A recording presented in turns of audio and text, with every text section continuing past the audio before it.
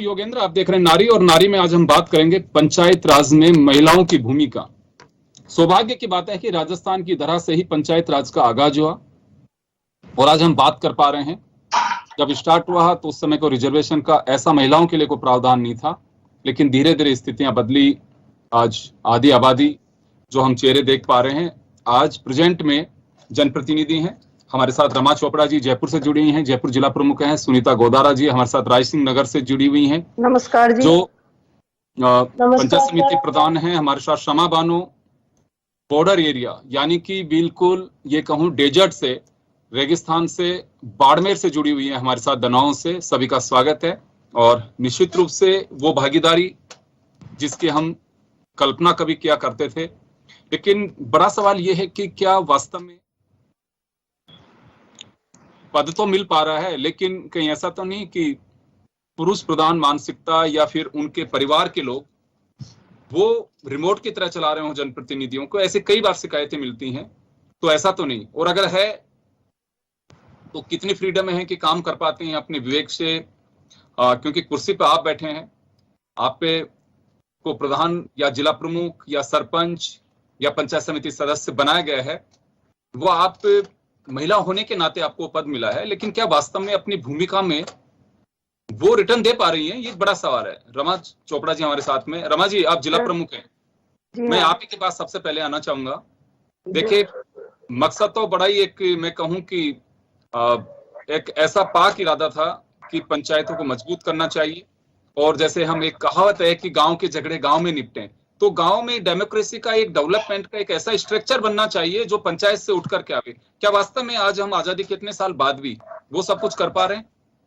देखिए, धीरे धीरे ये चीजें हो रही हैं, क्योंकि अब जैसे पहले तो ये होता था कि सरपंच होते हुए भी सरपंच पति या प्रधान पति या प्रमुख पति वो चलाते थे, पर अब धीरे धीरे ये चीजें बदल रही हैं। जैसे अब मैं गांव में जाती हूँ तो लोगों को लगता है अगर ऊपर से अगर प्रमुख महिला है तो हमें क्या दिक्कत है। जैसे मीटिंग होना या उनमें बैठना, तो उनसे बातें करने में ये लगता है कि हमें भी अच्छा लगता है आपके साथ बैठने में, बातें करने में, या कोई भी अपनी गांव की समस्या को लेकर बात करने में। तो धीरे धीरे ये चीजें बढ़ रही हैं, क्योंकि गांव में जब तक आगे नहीं बढ़ा जाएगा, जब तक उनको आगे बढ़ाया नहीं जाएगा, अगर पीछे से सपोर्ट के साथ साथ उनको आगे बढ़ाने में खुद को भी आगे बढ़ना होगा, इंटरेस्ट लेना होगा।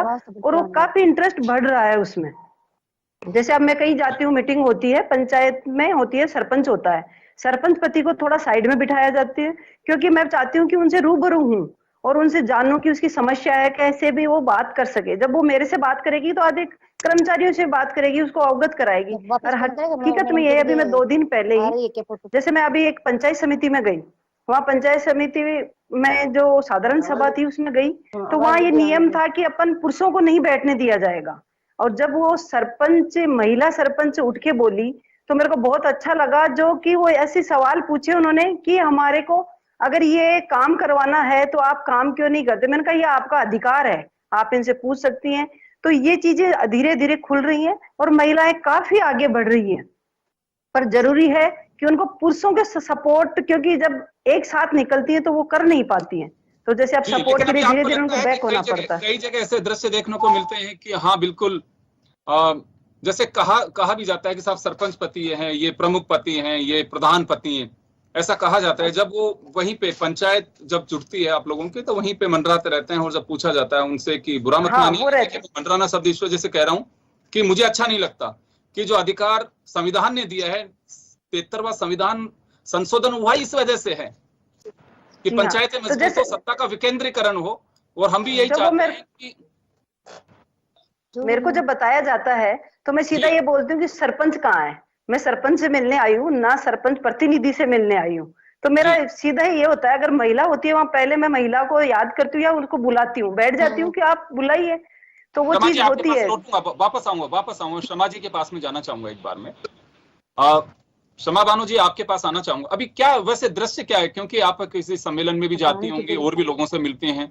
देखिए, हम क्योंकि और भी लोगों को जोड़ सकते थे, लेकिन एक लिमिट है कि हम इससे ज्यादा लोगों को जोड़ नहीं सकते थे।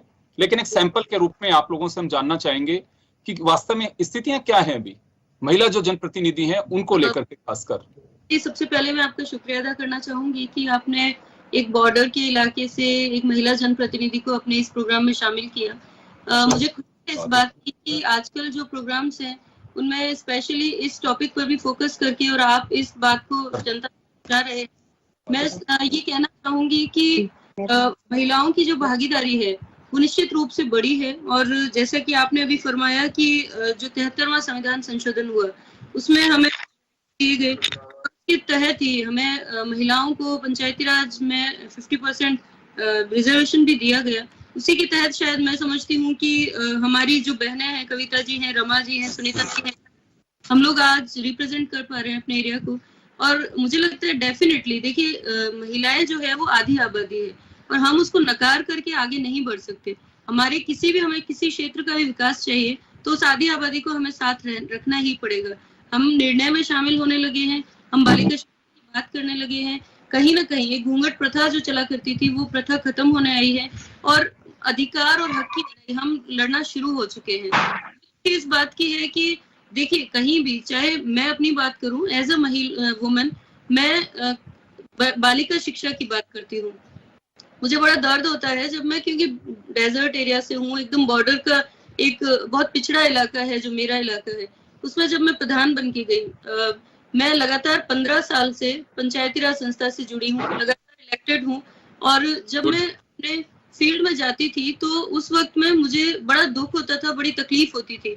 मैं खुद लॉ ग्रेजुएट हूँ। जब मैं छोटी छोटी बच्चियों को देखती थी कि वो पढ़ाई नहीं करके पशु चरा रही हैं या फिर वो घड़े सर पे उठा करके पानी भर रही हैं, तो मैंने एक मिशन के रूप में काम किया और मुझे लगा कहीं ना कहीं मेरा एक फर्ज बनता है कि मैं यहाँ पर होकर के सिर्फ राजनीति ना करूं, मेरा कुछ सोशल फर्ज भी बनते हैं।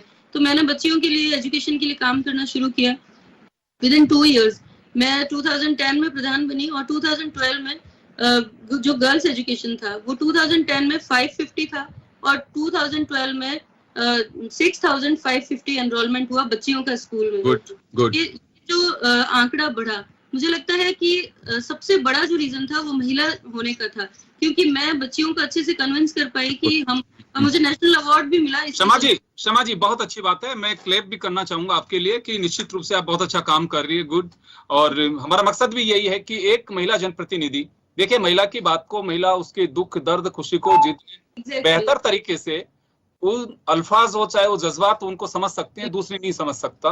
कोई भी, मैं पुरुष हूं, अगर कोई हमारे भी गर्ल्स काम करती हैं, एक लड़की दूसरी लड़की की भावनाओं को जितना बेहतर तरीके से समझ सकती है शायद नहीं समझ सकती। परिवार में भी हम यही कहते हैं कि आपके मतलब की बात नहीं है, बच्चे हमसे बात कर रही हैं। ओके, तो यही एक बात है और अच्छी बात है कि आप पहल कर रही हैं। मैं सभी से गुजारिश करूंगा कि बिल्कुल निश्चित रूप से महिलाओं को आगे बढ़ाने के लिए आप जो कुछ कर सकते हैं, क्योंकि ईश्वर ने आपको ये पद दिया है जो जिसकी अपनी एक गरिमा है।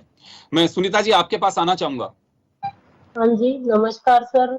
जी नमस्ते। नमस्कार जी सुनीता जी, यहाँ सवाल यह है कि आप जब प्रधान के नाते मीटिंग करती हैं, मैं थोड़ा सा उस दृश्य का पिक्चराइजेशन आपके मुंह से ही सुनना चाहूंगा। क्या पोजीशन होती है? महिलाएं और भी होंगी क्योंकि पूरा 50% रिजर्वेशन है महिलाओं का, तो आपकी तरह और भी महिला, लेकिन पोजीशन क्या होती है? सबको फ्रीडम है या कोई पतिदेव साथ में आते हैं, ससुर साहब आते हैं, या बेटा साथ में आता है, देवर जी साथ में आते हैं, क्या रहती है स्थिति? सर ऐसे अभी साथ में तो आते हैं, लेकिन बात दखल मीटिंग के अंदर की बात है। दखल ज्यादा नहीं है सर। यहाँ गंगानगर, श्री गंगानगर का ये भी एक बॉर्डर का एरिया है, पंचायत समिति बॉर्डर की है, पाकिस्तान से लगती हुई, लेकिन यहाँ काफी कुछ शिक्षा के प्रति और महिलाओं के प्रति जागरूकता है। यहाँ साथ तो आते हैं, लेकिन ज्यादा जो एक काम सरपंच को या डायरेक्टर है जिसको बोलना चाहिए, कुछ करना चाहिए, वो महिला ही करती है। चलिए अच्छी बात है। आप कुछ प्लान किया आपने कभी कि हाँ महिलाओं के लिए मुझे जब ये पद मिला है तो मैं कुछ कर सकूं? जैसे शमा जी ने अभी बताया, रमा जी कह रही हैं अपना एक एक्सपीरियंस शेयर किया, आपने कभी कुछ सोचा कि हाँ महिलाओं के लिए मुझे भी ये करना चाहिए? हाँ जी, मैं सोचती हूँ महिलाओं के लिए ये आज इस पद पर मैं आई हूँ, और मैं महिलाओं के साथ ही चल के उनको, जो आज पिछड़ी हुई सरपंच है या पिछड़ी हुई महिला है, उनको मैं आगे आने के लिए सपोर्ट करती हूँ कि आप आगे आए। और जैसे मैं हर मीटिंग में, हर जगह मैं जाती हूँ, सभी जगह मेरा बहुत अच्छी तरह स्वागत होता है। कहते हैं कि एक महिला प्रधान आई है और बहुत खुश होते हैं लोग मेरे जाने से। तो इसी तरह मैं उनको भी कहती हूँ कि आप भी आगे आओ, हर मीटिंग में भाग लो। मैं भी हर मीटिंग में भाग लेती हूँ सर। चलिए, अच्छी बात है। अर्चना जी, आप सुन पा रही हैं? आपका वीडियो नहीं दिखाई दे रहा, लेकिन आपका एक्सपीरियंस हमारे लिए बहुत महत्वपूर्ण है। आप सुन पा रही हैं मुझे? बिल्कुल सर। चलिए, आपका वीडियो आ गया, आपने शायद ऑफ कर रखा था। देखिए, हमारे साथ शमा बानू जी बाड़मेर से बैठी हुई हैं, गंगानगर से सुनीता गोदारा जी बैठी हुई हैं, जयपुर से रमा चोपड़ा जी बैठी हुई हैं, अलग अलग जगह से हैं और अलग अलग पार्टियों की ये दो कांग्रेस से ताल्लुक रखते हैं, बीजेपी से। लेकिन मुझे खुशी की बात यह है कि अभी तक किसी ने पॉलिटिक्स को इन्वॉल्व नहीं किया। नहीं तो इतनी देर में तो हमारे जो बयानवीर होते हैं, कहाँ से क्या बात है, मुद्दा महिलाओं को लेकर रहे हो, पता नहीं कहाँ से कहाँ चले जाएंगे। मैं आपसे जानना चाहूंगा महिला के लिए बोलेंगी। नहीं, मैं तब से सुन रही थी, मैंने शमा जी को सुना, मैंने सुनीता जी को सुना, और मैं यही देख रही थी कि यानी जो फोकस है ना, ये आप उसको माइंड भी कर सकते हैं, लेकिन सर जो महिलाएं ज्यादा फोकस होती है काम के प्रति। Point to be noted. तो घर की बात देखी, जो बात करी कि किस तरह से आप बच्चियों को स्कूल से जोड़ रही है, किस तरह से आप समाज को बिल्कुल सोशियो इकोनॉमिक ग्रोथ की तरफ ले जा रही है। तो मैं इसलिए सिर्फ फोकस्ड होकर मैं भी सुन रही थी, क्योंकि मैं पहली बार ऐसी डिबेट देख रही हूँ जिसमें सिर्फ प्रोग्रेसिव ग्रोथ की बात हो रही है, उसमें कोई राजनीति नहीं है। तो मुझे भी अच्छा लगा, और ये जानकर इतना अच्छा लगा कि महिलाएं इतने अच्छे से हैंड होल्डिंग करके ग्रास रूट लेवल से बच्चियों को, महिलाओं को अपने साथ लेकर चल रही हैं।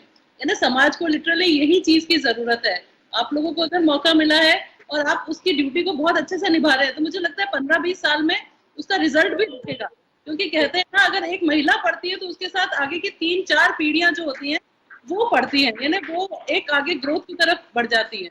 तो बहुत जरूरी है महिलाओं को अपना हक के लिए, एजुकेशन के लिए, हर चीज के लिए अवेयर रहना। और आप जैसे लोग अगर जुड़े रहेंगे समाज के साथ, तो मुझे लगता है वाकई भारत जो एक वो आगे नए भारत की हम तस्वीर जो देखते सोचते रहते हैं, बात करते हैं, वो आगे काफी बुलंद दिखेगी हमें। अर्चना जी, काफी स्टोरीज की आपने कई बार देखा भी है। अशोक गहलोत जी ने खुद ने एक बार कहा कि घूंघट मत करिए, घूंघट हमारे ना कोई कल्चर में ना कोई परंपरा है। हम ये भी नहीं कह सकते कि साहब ये तो हमारी परंपरा का हिस्सा है। घूंघट कभी परंपरा का हिस्सा नहीं रहा है।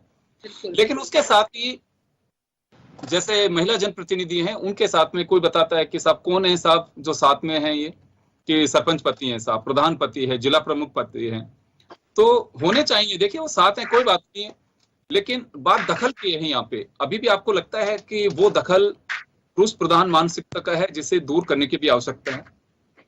बिल्कुल सर, ये अभी एक इस पे OTT प्लेटफॉर्म पे मीना गुप्ता की मूवी आई थी, और आज जब आपने बताया डिबेट का टॉपिक है, तो मेरे माइंड में सबसे पहले वही मूवी मैं चाहती हूँ आप लोग सब देखें। उसका सरपंच टाइप से ऐसा कुछ नाम है, और यही चीज है उसमें, किस तरह से नीना गुप्ता का जो हस्बैंड था वो उसको आगे हर चीज के लिए गाइड करता है, लेकिन लास्ट उसका जो था वो इतना इंस्पायरिंग था कि वो अपने आप अपना जनगण मन याद करती है, और 15 अगस्त को वो अपने आप झंडा वंदन के लिए जाती है, हस्बैंड को नहीं पूछती है वो। तो वो एक लिबर्टी, वो फ्रीडम, वो एक कॉन्शियस जो अवेयरनेस है ना, वो सबको होनी चाहिए। आपको एक पद मिला है, आप उस पद की गरिमा रखिए।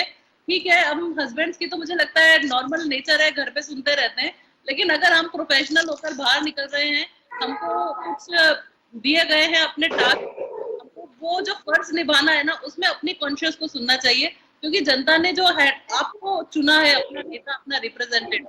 तो अपना नेता होने का हक मुझे लगता है हर महिला को इंडिपेंडेंट अपना खुद का व्यू, अपने थॉट्स, अपने खुद के आइडियाज को लेकर आगे चलना चाहिए। जी, चलिए मैं वापस आऊंगा। रमा जी, आपके पास आना चाहूंगा। एक्सपीरियंस तो आपने शेयर किया हमारे साथ में, लेकिन एक गेस्ट और जुड़े हुए हैं, लेकिन मुझे उनके वीडियो नहीं दिखाई दे रहा है। कोई जुड़े हुए हैं गेस्ट, उनका वीडियो नहीं दिखाई दे रहा है मुझे।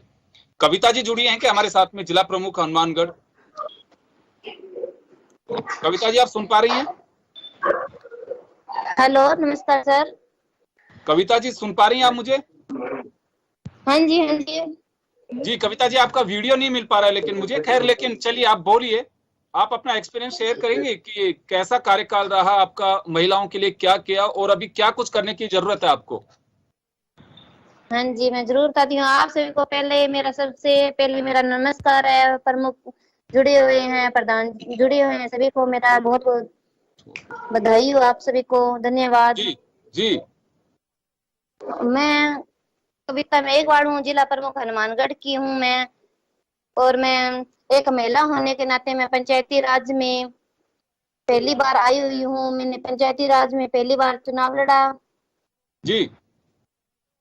और जिला पहले प्रमुख को चुनाव लड़ा महिला। इससे पहले नहीं, कोई नहीं। चुनाव लड़ा आपने? हाँ, नहीं लड़ा, मैंने कोई भी चुनाव नहीं लड़ा। सबसे पहले मैंने जिला परिषद का चुनाव लड़के मैं जिला प्रमुख महिला सीट हुई आई हमारे हनुमानगढ़ में, इसलिए मैं जिला प्रमुख मेरे को बनाया गया और मेरे को अच्छा। मौका मिला।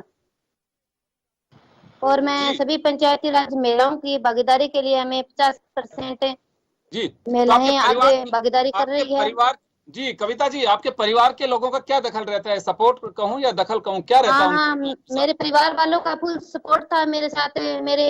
मैं ससुराल के पक्ष ने, मेरे ससुर जी ने मेरे को आगे बढ़ाया जी और मैं आज जिला प्रमुख के पद पर यहाँ पर विराजमान हूँ। चले, मैं वापस लौटूंगा आपके पास में। मैं रमा जी के पास में जाना चाहूंगा। आपका वीडियो नहीं मिल पा रहा है हमारे को, तो क्लियर नहीं हो पा रहा है। लोग देखना भी चाहते हैं कि यहाँ जिला प्रमुख जी कौन है, कहाँ से जुड़ी हुई है।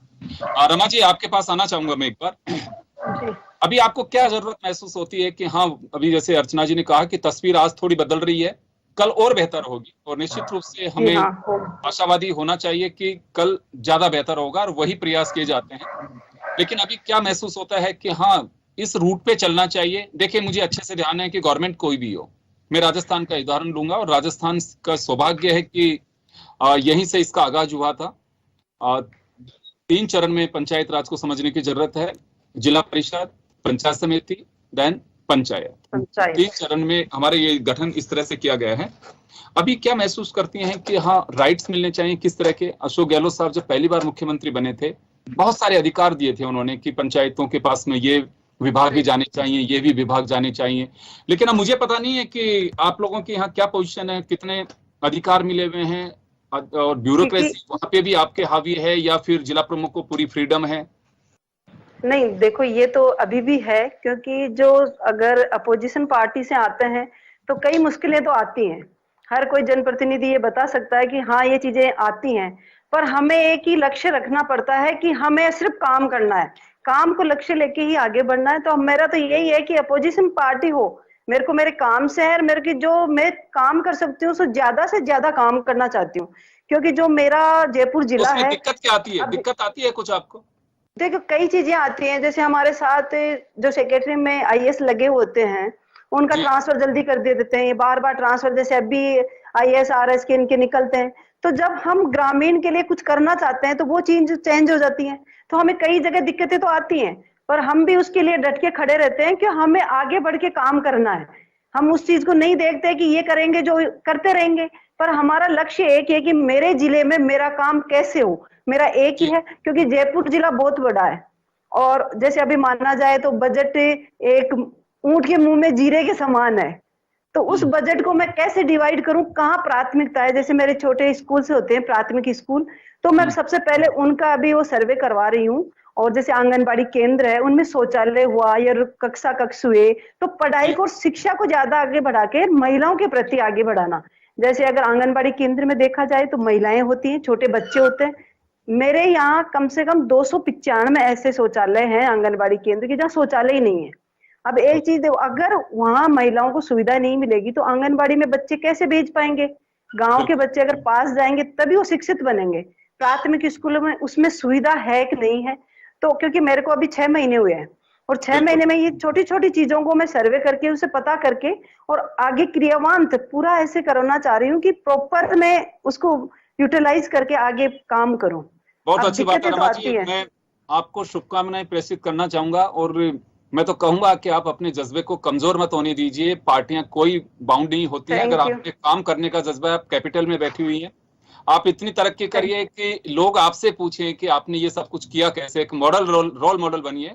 हमारी शुभकामनाएं आपको। मैं शमा जी आपके पास आना चाहूंगा एक बार। देखिए, अभी जैसे रमा जी ने कहा, अधिकार बहुत सारे मिले हुए हैं। आपको कभी ऐसा महसूस होता है कि जो राइट्स गाइडलाइन में मिले हुए हैं आपको अधिकृत रूप से, जिसपे सिग्नेचर कराते हैं, उसके बाद में वो सब कुछ कर पाते हैं?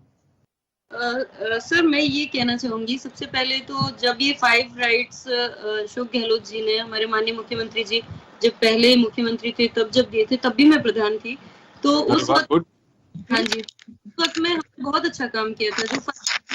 जो पूरा अच्छे से हमारी जो स्कीम्स थी उनका हमने अच्छे से इम्प्लीमेंट किया था। सब कुछ, मुझे स्टेट अवार्ड मिला, मुझे नेशनल अवार्ड भी मिला, डिस्ट्रिक्ट अवार्ड भी मिला।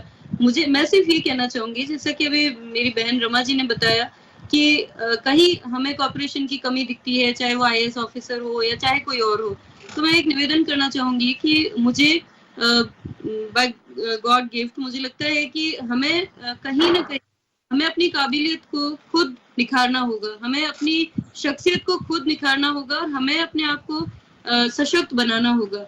मुझे की जो IAS एकेडमी है वहां जाने का मौका मिला एज अ ट्रेनर। वहां पर 172 IAS ऑफिसर्स थे जिनको वहां पर हमें एक टॉपिक दिया गया था, politicians, relation between politicians and bureaucrats. तो जब हम वहां पर जाकर के उन IAS ट्रेनीज जो हैं उनको एक ट्रेनिंग दे करके आ सकते हैं, तो हम ऑफिसर से अपने अधिकार क्यों नहीं ले सकते? हमें अपने आप को होगा, और अगर हम अपने आप को कमजोर समझेंगे तो शायद कोई आकर के हमें अपने राइट्स नहीं देगा और कहीं ना कहीं हमें दिक्कत होगी। देखिए, मैं समझती हूँ कि लीडरशिप यही है कि हम अपने जो एरिया है उसको रिप्रेजेंटेट कर रहे हैं। हम लोग ये चाहें कि हम एक लीडर होकर के अगर हम कमजोर पड़ जाएंगे कि सब काम नहीं हो रहा, क्यों, हम क्या करें, हम हाथ खड़े कर देंगे, तो फिर हमें लीडर बनाने का मतलब क्या है?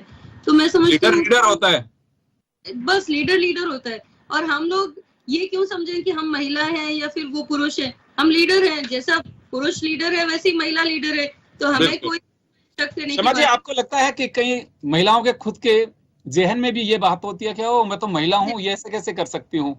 तो वही सबसे बड़ी कमी है। जी सर, मैं ये निवेदन करना चाहूंगी कि कहीं ना कहीं हम एक ऐसे प्रदेश में रहते हैं, या फिर मैं मेरे ही बात करूं तो हम एक ऐसे बैकवर्ड एरिया से आते हैं जहां पर कहा जाता है सो कॉल्ड कि पुरुष प्रधान देश है, पुरुष प्रधान समाज है।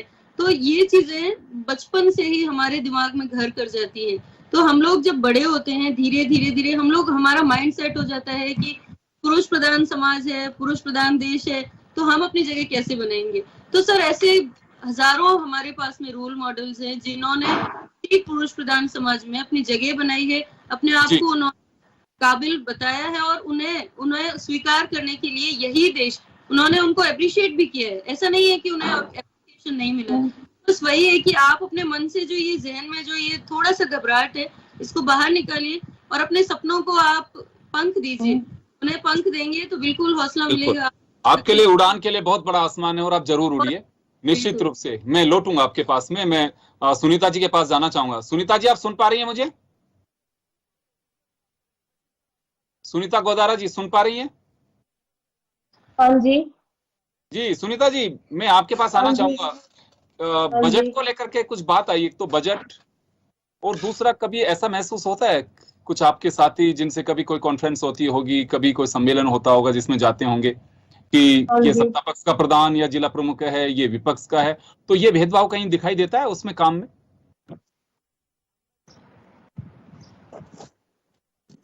आवाज आ नहीं रही है आपकी मुझे सुनीता जी। अब दोबारा बोलिए जी, बीच में आवाज बजट को लेकर के या अधिकारों को लेकर के जो आपको काम करने की फ्रीडम मिलती है, वो सत्ता पक्ष या विपक्ष, ये कहीं दिखाई देता है आपके काम पर? नहीं जी, मेरे को तो ये नहीं लगता भी इसमें कहीं दिखाई दे। प्रधान के अपने खुद अधिकार है सर, उसमें अपने उनका एक बजट जो है वो लिमिट है, वो आती है, चाहे सत्ता पक्ष हो चाहे विपक्ष हो, उसमें कोई दिक्कत नहीं है। और हाँ, ये बात जरूर है कि बजट थोड़ा कम आता है। जब ये अभी जो जयपुर प्रमुख महोदय उन्होंने कहा है कि जयपुर ऊंट के मुंह में जीरे समान है, और सभी जो पंचायतें अपनी राइसनगर पंचायत समिति की सभी सरपंचों की इच्छा होती है कि ज्यादा से ज्यादा मुझे बजट दिया जाए। लेकिन अपने जहाँ मेरी एक ये सोच है कि मैं हूँ तो एक सत्ता पक्ष की प्रधान, लेकिन सभी सरपंच है जो भी है सब बराबर है। प्रधान बनने के बाद में कोई सत्ता पक्ष नहीं, सब बराबर के सरपंच है और सभी को बराबर काम दिया जाता है। जहाँ विकास नहीं हुआ जाता वहां मैं काम देती हूँ। चलिए, बहुत अच्छी बात है। यही है एक मेरी ये इच्छा है कि काम तो बढ़िया हो रहा है। प्रधान लेडीज है वो बहुत बढ़िया काम कर रही है, आगे बढ़ के काम कर रही है। पुरुष से ज्यादा प्रधान है, सरपंच है, वो सब एक रुचि लेके काम कर रहे हैं। और बिल्कुल आप इसी तरह से करते रहिए, और हम तो चाहेंगे कि ये दृश्य बदलना चाहिए, तस्वीर भी बदलनी चाहिए। और ये बड़ा ही बहुत बदल गई है सर। हमारे इस गंगानगर जिले में, हनुमानगढ़ जिले में बहुत ज्यादा तस्वीर बदल गई है। एक महिला आने से किसी को ऐसे नहीं होता भी यहाँ महिला है, लोगों को खुशी होती है कि महिला पद पर आई है। मैं लौटूंगा आपके पास में, मैं अर्चना जी के पास जाना चाहूंगा। अर्चना जी, 2-3 चीजें लगती हैं मुझे यहाँ पे कि पंचायत राज को मजबूत करने की आवश्यकता है। अभी मुझे लगता है कि ये सिस्टम शायद जूझ रहा है। जूझ इस वजह से रहा है कि फंडिंग जो होनी चाहिए, बजट एलोकेशन नहीं है। दूसरा, एक मैं सबसे बड़ी खामी का जिक्र करना चाहूंगा, ना जिला प्रमुख जी कर पा रही हैं, ना प्रधान साहिबान कर पा रहे हैं। यहाँ आप इनके जो बजट इनको मिलता है उसके साथ साथ देखिए, मीटिंग्स का जो भत्ता मिलता है वो आप सुनेंगे तो बड़ी चौंक जाएगी, बताएंगे ये लोग। उसके अलावा जिला परिषद के सदस्य को सिर्फ एक दिन उसका काम होता है, या तो मीटिंग में आता है तब, या जिला प्रमुख का चुनाव होता है उस दिन उसकी वो होती है, जब तो बाड़े बंदे में भी बैठा करके रखेंगे, उसके लिए कुछ भी मेनू कार्ड भी हाथ में होगा, उसके बाद में कोई पूछा नहीं जाता। ऐसे ही स्थिति बनी हुई है आपके प्रधान सदस्य की। अब सुनीता गोदारा जी या श्यामा बानो जी बन गई प्रधान, ठीक है, अगर ये मेंबर रहते तो इनको पता है कि क्या स्थिति है। उनको बजट एलोकेशन भी नहीं है कि मोहल्ले में जाके अपने एक पोल में लाइट भी लगवा सके। ये सबसे बड़ी खामी है। तो आपको लगता है कि वास्तव में जैसे एमएलए एमपी को मजबूत किया हुआ है, वैसे इन लोगों को भी कुछ बजट होना चाहिए, तब पंचायतें मजबूत हो।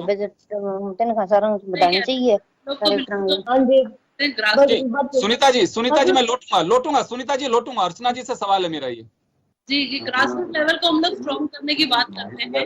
जो ये पंचायती राज सिस्टम था, जो ये प्रधान का सिस्टम है, एक किसी के यहाँ से बातचीत की आवाज आ रही है प्लीज।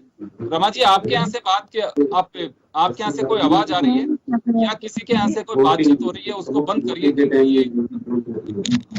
नहीं, मेरे यहाँ से नहीं, किसी के यहाँ से आवाज आ रही है। कविता जी, आपके यहाँ से आवाज आ रही है? आप हाँ जी सर, आ रही है। सकती हैं।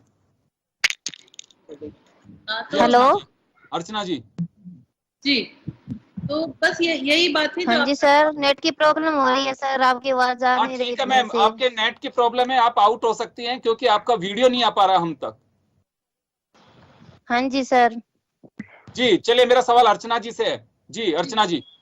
जी सर, हम लोगों को सबसे पहले जो इकोनॉमिक तरीके से, सोशल तरीके से, सामाजिक तरीके से हमको सबसे पहले अपने ग्रास रूट लेवल को, अपने गांव को मजबूत करना पड़ेगा। क्योंकि जो आज की बात है कि जो 70% आबादी आज भी गांव में बसती है, और जो गांव के लिए ये पंचायती राज व्यवस्था लाई गई है, जो सरपंच और ये पूरे प्रावधान बनाए गए हैं, ये हमारी गांव की सामाजिक व्यवस्था को सुदृढ़ करने के लिए ही लाया गया है।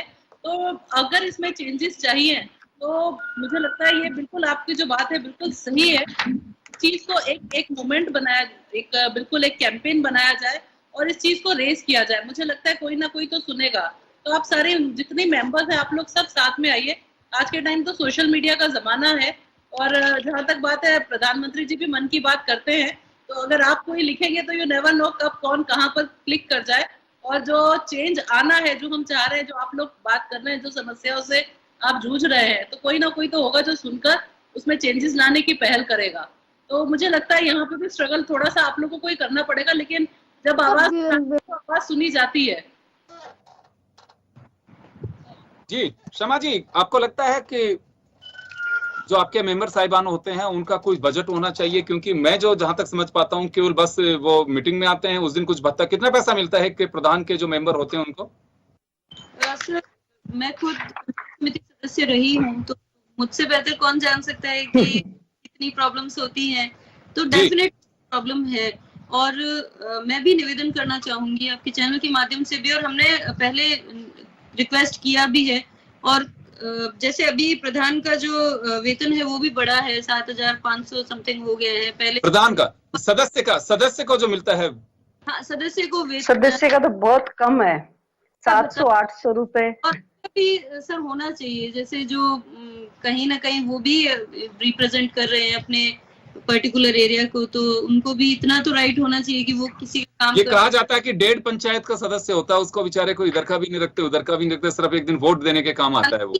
कि ये है कि खुशी इस बात की है कि उनका जैसे जो एक हमारे प्रधान, उसके जो मेंबर्स हैं, वो प्रधान पूरे 5 साल तक उसका सबसे ज्यादा ख्याल रखता है, क्योंकि प्रधान को पता है कि वो कितने अहम है उनके लिए। हालांकि उनके काम तो होते हैं, नो डाउट कि काम रुक रहे हैं, लेकिन फिर भी अगर हम अधिकार की बात करें तो डेफिनेटली होना चाहिए।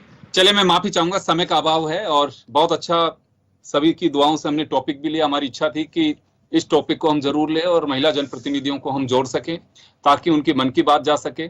हम मन की बात आपके माध्यम से ही करते हैं कि आप लोग क्या चाहते हैं और वास्तव में क्या तस्वीर हो रही है। तमाम जिला परिषद सदस्य, प्रधान या जिला प्रमुख को नहीं दिखा सकते, लेकिन एक बानगी के रूप में हमने दिखाया। निश्चित रूप से सबके सामने तकलीफ है तो इसी तरह की है, और खुशी है तो आप इनके चेहरे से देख सकते हैं। और मुझे लगता है कि हम शुभकामनाएं देंगे, आप लोगों के लिए दुआ करेंगे कि आप लोग इसी तरह से तरक्की करें और ये तस्वीरें और बदलनी चाहिए। आपको जो अधिकार है वो मिले। अर्चना जी ने जैसे कहा कि आप लोग कैंपेन चलाइए या फिर मुख्यमंत्री जी से डिमांड करिए, आपके एमएलए साहिबान है उनसे करिए। जब भी हाउस को बुलाया जाता है उस दरमियान आप लोगों की बातों को उठाएं, तो मुझे लगता है कि मजबूती होगी। क्योंकि पंचायती राज का आगाज यहाँ से हुआ और अगर यहाँ पे मजबूत नहीं है तो मुझे लगता है कि बेईमानी होगी। और जिस पाक इरादे के साथ में और मकसद के साथ इसे फॉर्म किया गया था, तो वो तभी मकसद पूरा होगा जब हम उसे और मजबूत करेंगे। चलिए, बहुत बहुत शुक्रिया तमाम अतिथियों का, दर्शकों का। नारी में इतना ही, दीजिए इजाजत, नमस्कार।